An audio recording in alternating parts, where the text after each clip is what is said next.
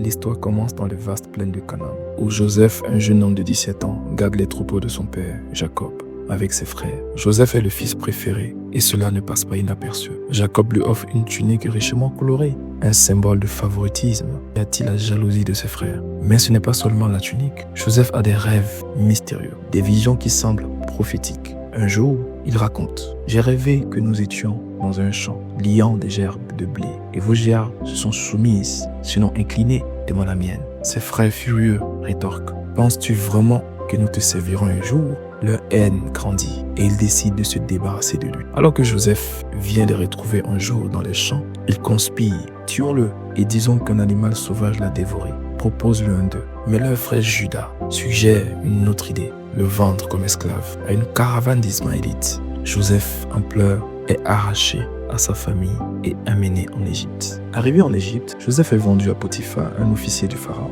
Malgré sa condition d'esclave, Joseph travaille avec diligence et Dieu bénit tout ce qu'il touche. Potiphar le remarque et le place à la tête de sa maison. Une autre épreuve surgit. La femme de Potiphar, attirée par la beauté et le charisme de Joseph, tente de le séduire. Joseph refuse avec fermeté. « Comment pourrais-je faire une telle chose et pécher contre Dieu ?» Blessée dans son orgueil, elle l'accuse faussement de l'avoir agressé. Et Joseph est jeté en prison. Pourtant, même en prison, il garde sa foi. Il devient un soutien pour les autres détenus et interprète leurs rêves avec une sagesse divine.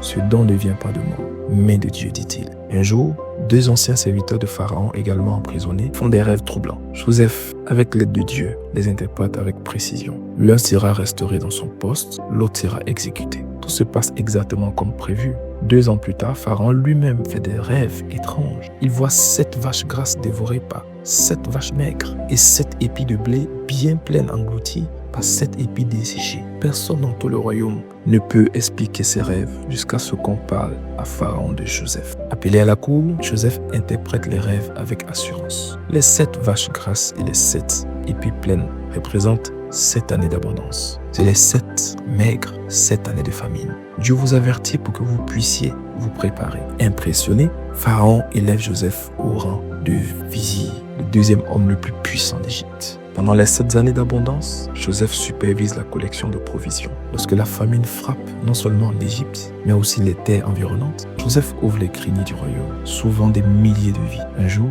ses propres frères viennent en Égypte chercher de la nourriture et réalisant que le puissant vizir qu'ils rencontrent est leur frère qu'ils ont vendu des années plus tôt. Joseph les met à l'épreuve pour voir si leur cœur a changé. Lorsqu'ils se révèlent finalement à eux, il est submergé d'émotions. « Je suis Joseph, votre frère, que vous avez vendu en Égypte. Mais ne soyez pas attristés, ni furieux contre vous-même, car Dieu a transformé votre mal en bien pour sauver de nombreuses vies aujourd'hui. » Joseph fait venir son père Jacob et toute sa famille en Égypte, où il prospère. Jacob, ému de revoir son fils, après tant d'années, bénit Dieu pour sa fidélité. Joseph, désormais réconcilié avec ses frères, leur offre non seulement le pardon, mais aussi un avenir sûr. Il rappelle que tout ce qui est arrivé faisait partie du plan divin. L'histoire de Joseph est un exemple puissant de la manière dont Dieu peut utiliser même les moments les plus sombres pour accomplir son plan parfait. Bien que Joseph ait été trahi par sa propre famille, réduit en esclavage et emprisonné à tort, il n'a jamais perdu sa foi. Il a continué à servir avec humilité, sachant que Dieu avait un but plus grand pour lui. Cette histoire nous enseigne que